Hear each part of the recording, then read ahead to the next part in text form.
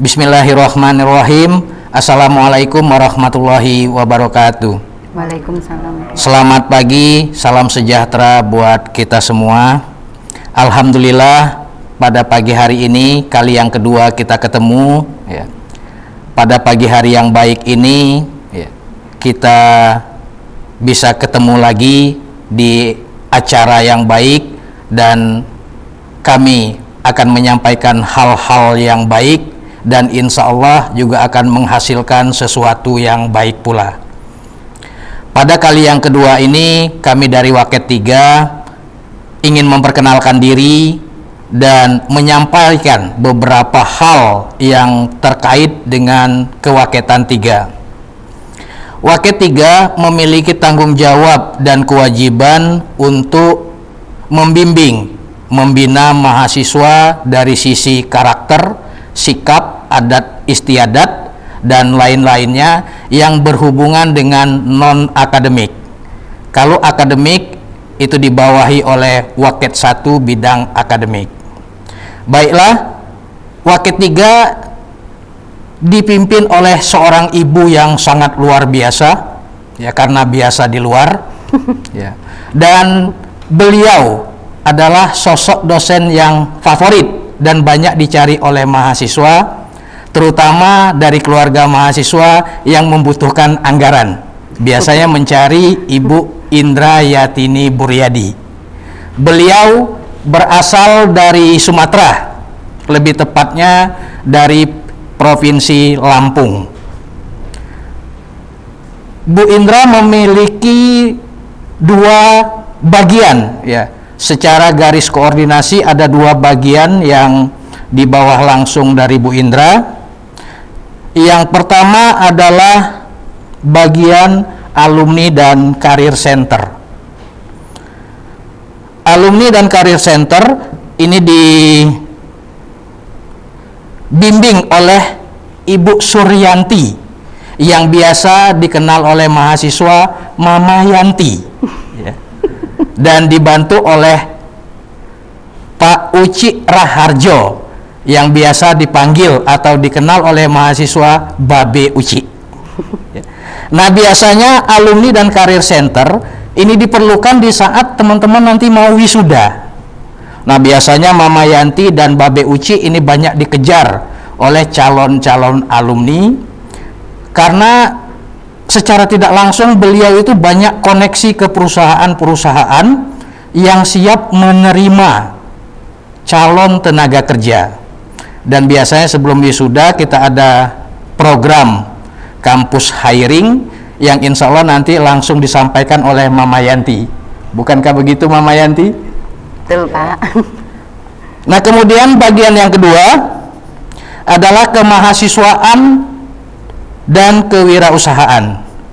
Ini dibawa ke garis koordinasi saya langsung. Oh ya, saya lupa tadi memperkenalkan Mama Yanti dan Babe Uci ini produk lokal, artinya asli Jogja gitu ya. Kemudian bagian kemahasiswaan dan kewirausahaan ini dibina langsung oleh saya, Edi Iskandar, dibantu oleh Pak D. Widianto ya.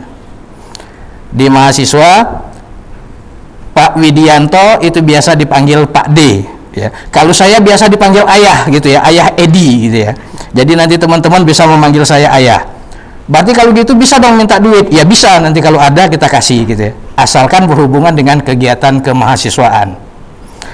Nah, bagian kemahasiswaan dan kewirausahaan ini nanti akan membimbing teman-teman di dalam keluarga mahasiswa ya. Insya Allah nanti di slide berikutnya akan kita sampaikan secara detail. Kemudian saya berasal dari Sumatera gitu ya, lebih tepatnya Palembang ya. Kemudian Pak D. Widi juga dari Jogja gitu ya. Nah, itu selintas ya perkenalan dari personel Waket 3. Nanti selama perkuliahan nanti teman-teman banyak berhubungan dengan kami di Waket 3. Insya Allah nanti permasalahan apapun di dalam perkuliahan nanti bisa dikomunikasikan dengan kami. Bisa datang ke gedung kami di gedung atau ruangan Kewaketan 3. Nah, kemudian yang menjadi tanggung jawab kami adalah membina keluarga mahasiswa. Ya.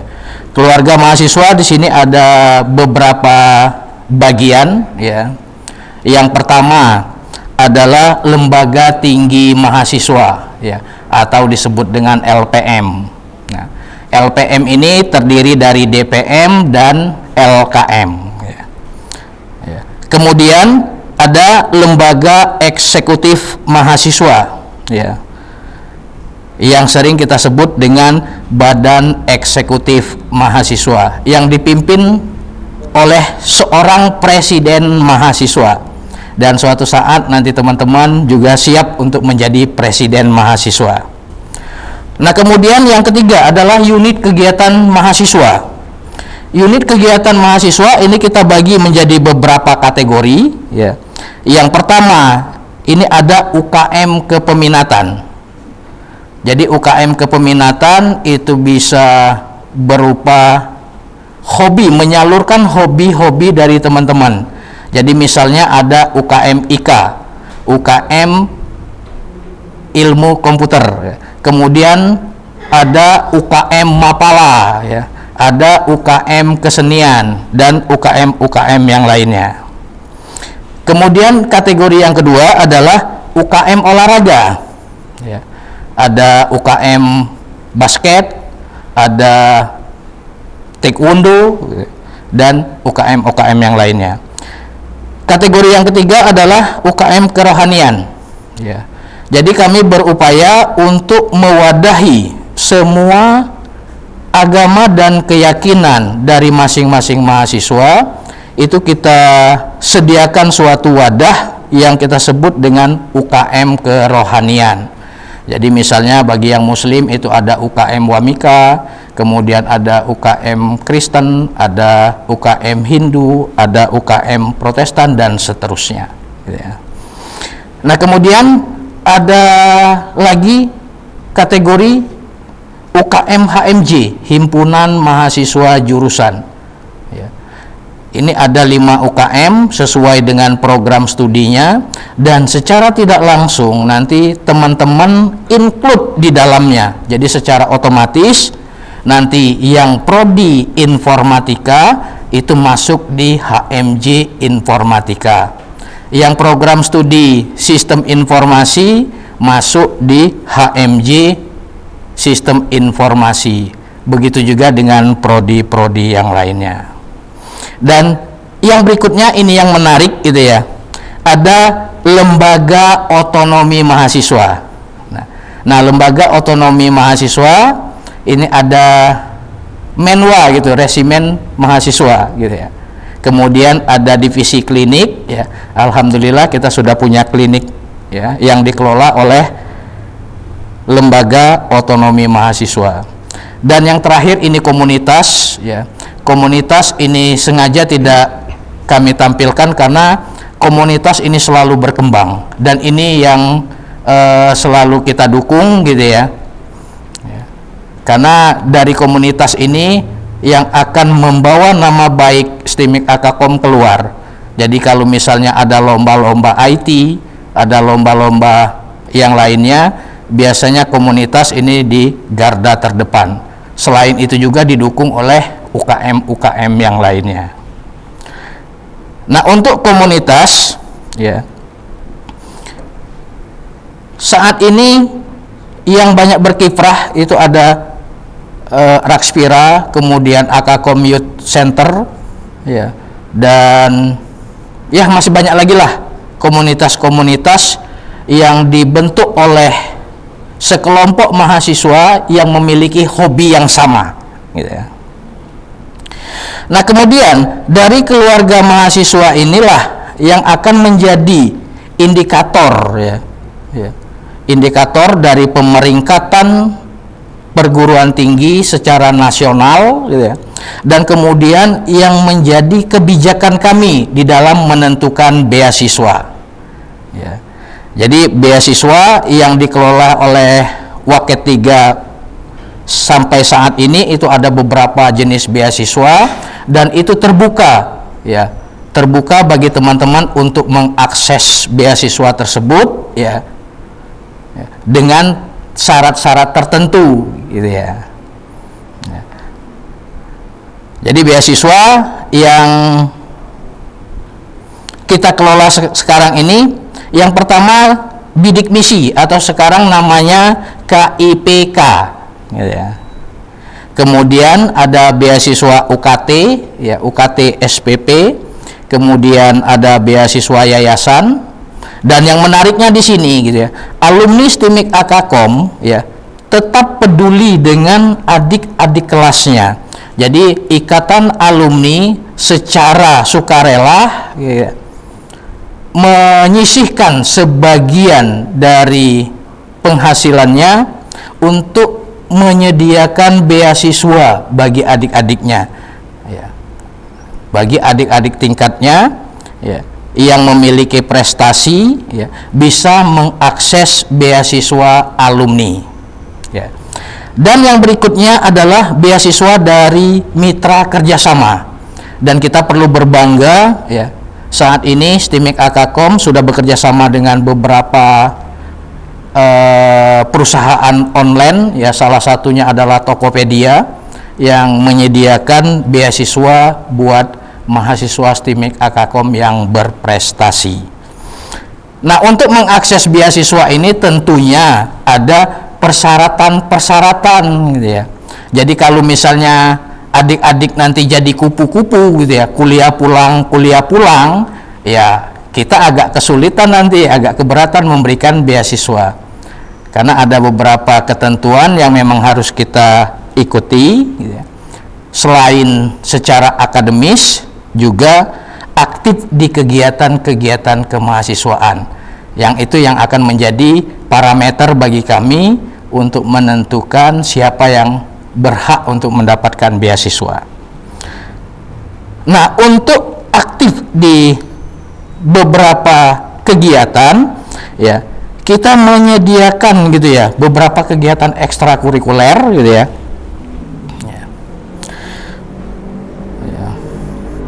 Yang pertama di sini adalah kegiatan yang sifatnya ilmiah dan penalaran ya. Jadi nanti teman-teman bisa mengikuti kegiatan ini, misalnya ada seminar-seminar ilmiah, ada workshop, ada magang, kemudian ada lomba-lomba atau kompetisi, baik itu skala lokal, nasional ataupun internasional ya. Nanti bisa mengajukan ke Waket 3 ya, kalau misalnya memerlukan dana ya Waket 3 siap untuk mendanai ya. Kemudian ekstrakurikuler di keorganisasian ya. Jadi tadi dari organisasi kemahasiswaan tadi, apakah saudara atau teman-teman ikut di UKM ataupun ikut di HMJ ataupun yang lainnya ya, baik sebagai anggota ataupun sebagai pengurus ya. Nanti ada setiap akhir masa jabatan dari ketua lembaga akan memberikan sertifikat, dan sertifikat-sertifikat yang dikumpulkan itulah salah satu yang menjadi syarat untuk mengakses beasiswa. Nah, kemudian ada kewirausahaan gitu ya. Ya, kewirausahaan. Jadi kewirausahaan ini kita menjaring ya, kita membina, kita membimbing mahasiswa yang memiliki jiwa usaha ya dalam suatu inkubator bisnis gitu ya. Ya. Jadi bisa bisnis online ataupun bisnis offline ya, nanti akan kita bina. Dan lomba-lomba lain atau kompetisi-kompetisi lain ya. Jadi baik yang bersifat akademik ataupun non akademik ya. Di sini kita kategorikan sebagai penalaran dan minat bakat gitu ya. Kalau penalaran ini berkaitan dengan akademik ya, misalnya lomba-lomba IT. Kalau minat bakat itu lebih ke hobi gitu ya, yang hobi bertarung gitu ya, nanti silakan ikut di taekwondo ataupun di tarung derajat, silakan bertarung di atas ring ya. Yang senang nendang bola gitu ya atau ngelempar bola, nanti bisa ikut futsal ataupun basket ataupun yang lain-lainnya gitu ya. Nah, dari kegiatan ekstrakurikuler ini gitu ya, dari STIMIK Akakom sudah menetapkan dengan SK Ketua STIMIK gitu ya, di akhir studi teman-teman nanti itu akan kita akumulasi gitu ya. Jadi ada yang namanya ya, sistem penilaian prestasi mahasiswa. Jadi selama perkuliahan nanti teman-teman mengumpulkan portofolio yang berupa sertifikat-sertifikat ataupun piagam-piagam, nanti kita skor atau kita poin gitu ya. Dan poin-poin tersebut sebagai syarat untuk kelulusan ya. Jadi misalnya ya, di pertemuan yang pertama di saat pembukaan kami sudah menyampaikan bahwa pesona itu wajib diikuti oleh semua mahasiswa, karena di pesona ya, ini adalah suatu kegiatan wajib institusi. Karena sifatnya wajib ya, teman-teman nanti yang dinyatakan lulus dan mendapatkan sertifikat, maka secara tidak langsung dia sudah mengantongi 25 poin ya, yang kita sebut dengan sistem kredit poin mahasiswa gitu ya. Dan itu kita akumulasikan gitu ya. Untuk S1 ya, minimal mengumpulkan 110 SKP ya, sistem kredit poin. Untuk yang D3 ya 100 SKP ya. Nah, di slide sudah kita simulasikan gitu ya. Ya. Jadi misalnya kegiatan pesona ya, dengan mendapatkan sertifikat berarti sudah memiliki 25 poin ya. Berarti tinggal sekian poin untuk menggenapkan 110 poin.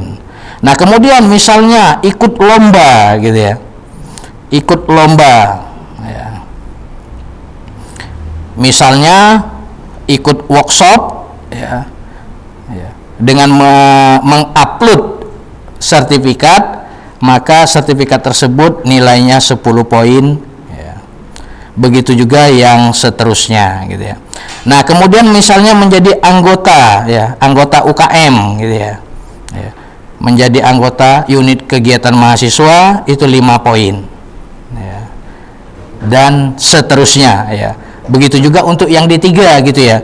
Yang D3 itu wajibnya 100 SKP ya. 100 kredit poin. Nah, kredit poin ini bisa kita kumpulkan secara bertahap gitu ya. Jadi mulai dari masuk kuliah sampai nanti yudisium ya, itu dikumpulkan poin-poinnya ya. 110 poin untuk S1, maka yang bersangkutan berhak untuk mengajukan yudisium ya. 100 kredit poin untuk D3 berhak untuk mengajukan yudisium ya.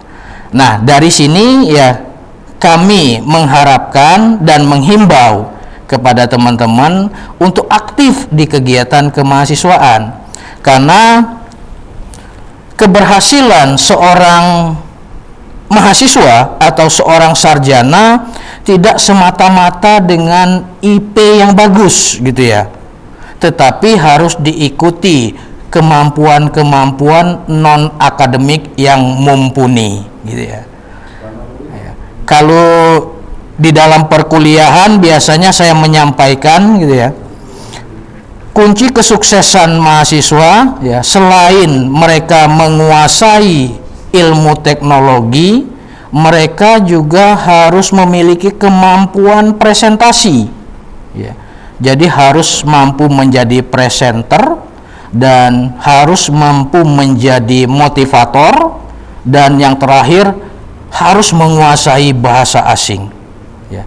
Kalau keempat hal tersebut sudah kita miliki ya, insya Allah nanti di saat kita masuk dalam dunia nyata ya, dunia kerja kita siap gitu ya. Jadi IT kita mumpuni karena memang core kita adalah IT. Kemudian presenter kita miliki ya karena kita jago presentasi. Kemudian negosiator ya juga kita miliki karena kita jago negosiasi. Dan yang terakhir bahasa asing juga kita kuasai ya. Yang minimal bahasa asing itu ya bahasa Inggris gitu ya. Nah mungkin kayaknya ke depan itu bahasa Mandarin yang menjadi pertimbangan kita ya untuk dikuasai gitu ya. Jadi selain bahasa Inggris kita juga belajar bahasa Mandarin. Oke, mungkin itu yang bisa kami sampaikan secara selintas. Untuk berikutnya ya nanti kita ketemu di sesi tatap muka gitu ya. Dan untuk proses selama perkuliahan ya, pintu gedung Waket 3 terbuka buat teman-teman. Silakan konsultasikan apa saja yang berhubungan dengan kegiatan kemahasiswaan, kendala-kendala apa saja yang bisa jadi menjadi faktor penghambat studi mahasiswa, nanti bisa dikomunikasikan. Bu Indra siap ya untuk membantu dan memberikan solusi yang solutif gitu ya, bagi teman-teman mahasiswa. Sekian dari saya, lebih dan kurang saya mohon maaf. Untuk berikutnya sesi kami serahkan kepada Mama Yanti ya. Monggo Mama Yanti ya. Sebelumnya terima kasih Pak Edi yang sudah memaparkan mengenai semua kegiatan yang dilaksanakan pada bagian kemahasiswaan. Jadi selama nanti menjadi mahasiswa, mungkin mahasiswa akan lebih sering berhubungan di bagian kemahasiswaan yang dipimpin oleh Ayah Edi dan dikelola juga oleh Pak Dewidi tadi ya gitu.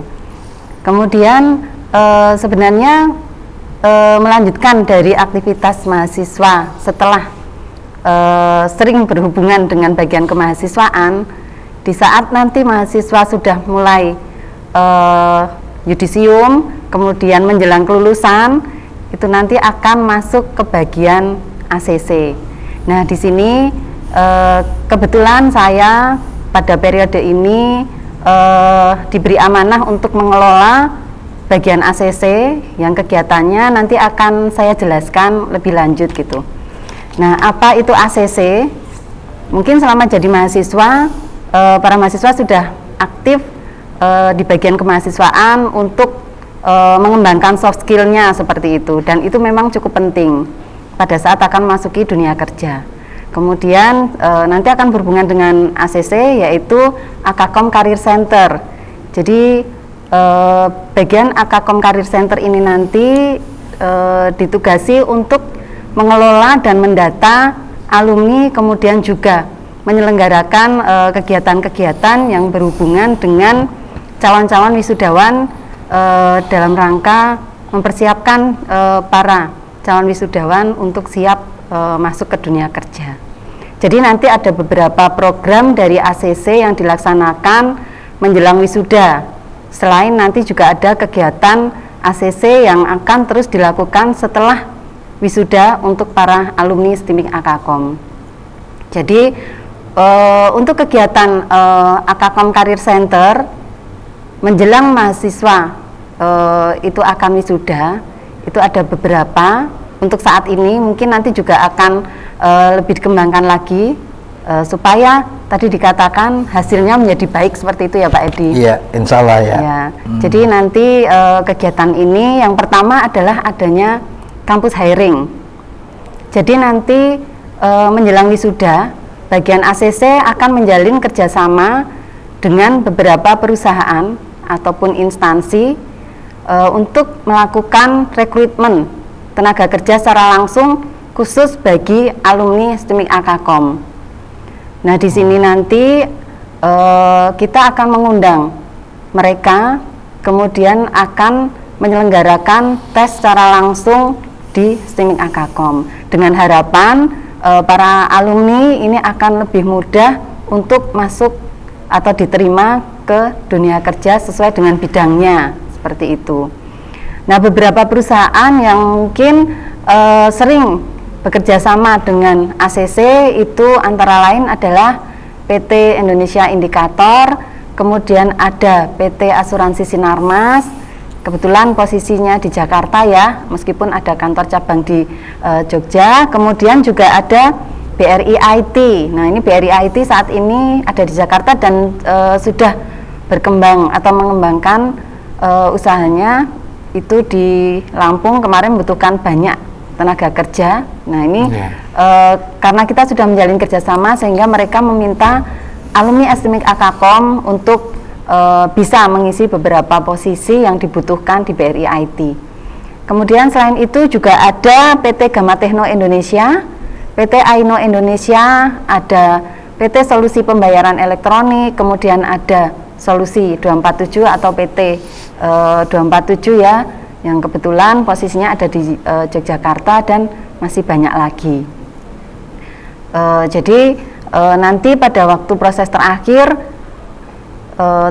mungkin tanpa syarat IP gitu ya, kita perusahaan yang kita undang ini memberikan kemudahan bagi mahasiswa atau calon alumni itu untuk bisa segera mendapatkan pekerjaan. Selanjutnya kegiatan yang berikutnya yang akan dilaksanakan itu adalah tes TPA atau tes potensi akademik. Nah, ini juga kita selenggarakan untuk mempersiapkan para calon wisudawan memahami passion dirinya pada waktu akan mencari pekerjaan.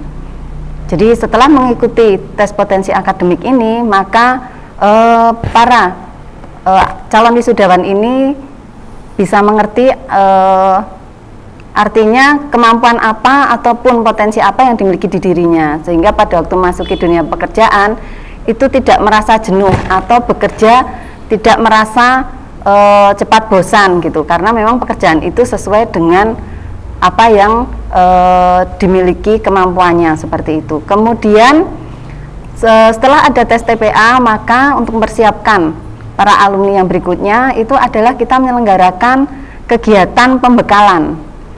Untuk kegiatan pembekalan ini kita mengundang beberapa narasumber, antara lain adalah psikolog ya, yang secara tidak langsung sebenarnya di sini adalah HRD dari satu perusahaan, sehingga bisa memberikan arahan bagaimana nanti tip dan trik pada waktu wawancara, kemudian bagaimana CV yang harus dibuat pada waktu akan melamar pekerjaan, sehingga di sini alumni atau calon wisudawan tidak bingung lagi ya, artinya sudah tahu format-format yang memang di situ sudah tepat seperti itu. Kemudian juga kita mengundang narasumber alumni. Nah, narasumber alumni di sini nanti akan memotivasi para calon wisudawan sehingga memiliki rasa percaya diri pada saat akan mencari pekerjaan. Kemudian kegiatan ACC menjelang wisuda yang terakhir atau puncaknya itu adalah nanti terselenggaranya gathering. Nah, gathering ini sebenarnya adalah acara ramah tamah. Acara ramah tamah para calon wisudawan dengan alumni-alumni dari STMIK Akakom. Sehingga nanti mungkin karena para calon wisudawan akan segera meninggalkan STMIK Akakom, maka di sini akan ada kesan maupun mungkin pesan bagi kampus seperti itu. Itu adalah kegiatan pada waktu menjelang wisuda. Nah, di sini untuk kegiatan yang berikutnya dari ACC itu adalah kita akan melakukan pendataan alumni. Pendataan alumni ini akan selalu kita lakukan. Nah, untuk apa pendataan alumni? Nah, nanti saya akan menjelaskan lebih lanjut. Jadi nanti para alumni di sini akan tergabung ke dalam grup. Jadi kita nanti akan membentuk grup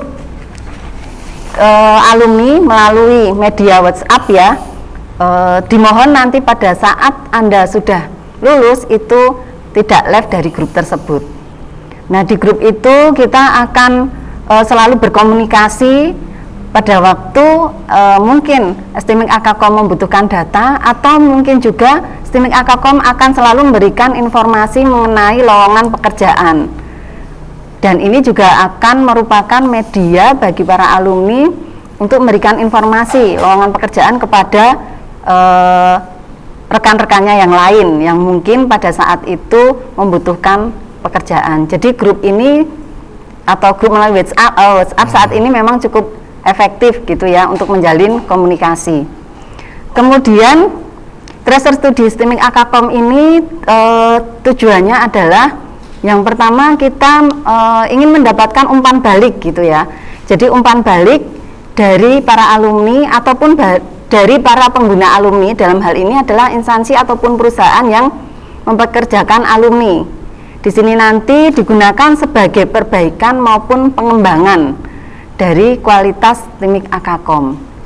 Kemudian yang berikutnya, dengan adanya hasil tracer ini nanti maka bagian akademik juga akan memanfaatkan informasi yang diperoleh untuk memperkecil kesenjangan ataupun jeda antara kompetensi yang dimiliki oleh para alumni dengan kebutuhan tenaga kerja dari instansi atau perusahaan.